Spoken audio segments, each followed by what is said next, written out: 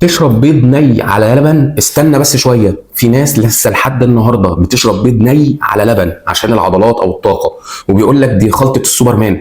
بس الحقيقه غير كده خالص. ايه اللي ممكن يحصل؟ البيض الني ممكن يكون فيه بكتيريا اسمها السالمونيلا، ودي ممكن تعمل تسمم غذائي، يحصل سخونيه شديده ليك وترجيع واسهال، والموضوع ممكن يكون خطير جدا خصوصا للاطفال او كبار السن.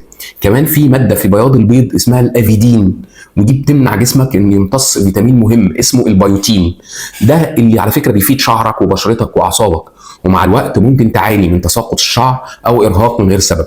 يعني مفيش اي فايده من حوار البيض الني مع اللبن، بالعكس على فكره البيض واللبن مفيدين جدا، بس لما يكونوا مستويين او معمولين صح. يعني ممكن تعمل مثلا بيضه مسلوقه زائد كوبايه لبن دافي، او مثلا بيضه اومليت مع شويه لبن في الشوفان، او حتى عصير بالموز واللبن زائد بيضه مسلوقه على جنب. الخلاصه البيض الني على اللبن ممكن يكون عاده قديمه، بس العلم دلوقتي بيقول خلي بالك، خد الفايده وسيب الخطر. لو عايز جسمك يبقى قوي كل صح مش اي كلام. لو عجبك المحتوى اعمل لي لايك وشير وكومنت واشترك على قناتي في اليوتيوب وفي التيك توك عشان يوصلكم كل جديد، ويومكم جميل.